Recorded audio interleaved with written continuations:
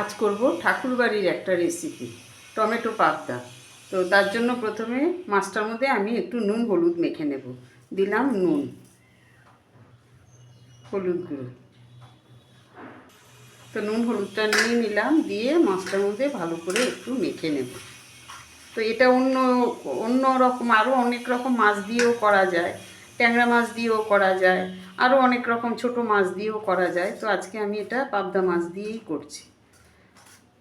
তো প্রথমে নুন হলুদটা মেখে নিলাম, এখন আমি মাছটাকে ভেজে নেব। তেলটার মধ্যে একটু নুন দিয়ে দিলাম, দিয়ে তেলটা একটু মিশিয়ে নেব, যাতে মাছটা যাতে তেলটা না ছিটকায়। তো মাছটা তেলের মধ্যে দিয়ে দিলাম। এই পাবদা মাছ খুব নরম মাছ, তো খুব কড়া করে ভাজবো না, একটু হালকা করে এপিট ওপিট করে ভেজে তুলে নেব। তো আমি প্রথমে দুটো মাছ ভেজে নিলাম, আবারও দুটো মাছ দিয়ে দিলাম, কারণ ভীষণ নরম মাছ, বেশি মাছ একসাথে দিতে গেলে মাছগুলো ভেঙে যাবে।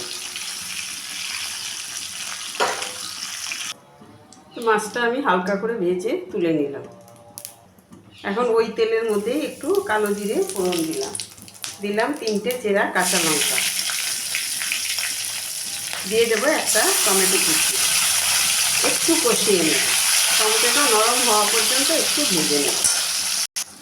তো টমেটোটা দিয়েছিলাম, টমেটো কুচিটা একদমই নরম হয়ে গেছে। এখন দেব এটার মধ্যে টমেটো বাটা, পরিমাণ মতো টমেটো বাটা দিয়ে দেব। তো এখন দেব অন্যান্য মশলা, যেমন একটু হলুদ গুঁড়ো দিলাম, নুন দিলাম পরিমাণ, লঙ্কার গুঁড়ো দিলাম, ভালো করে কষিয়ে নেব।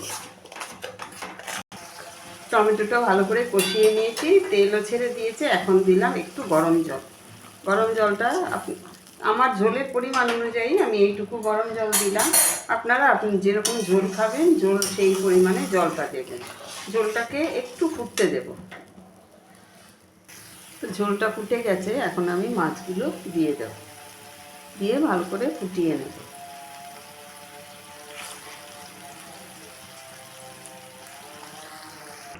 তো ঝোল ফুটে গেছে, রান্না কমপ্লিট। এখন আমি নামিয়ে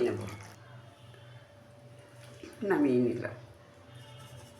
ঠাকুরবাড়ির একটা বিখ্যাত রেসিপি, এত তেল মশলা কম দিয়ে রেসিপি, মানে ভীষণই সুস্বাদু হয়।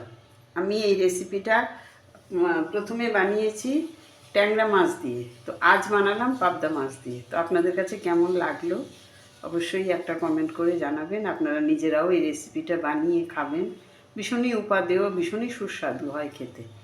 তো আজ এই পর্যন্তই, আবার নেক্সট কোনো রেসিপি নিয়ে কথা হবে। সবাই ভালো থাকবেন, সুস্থ থাকবেন।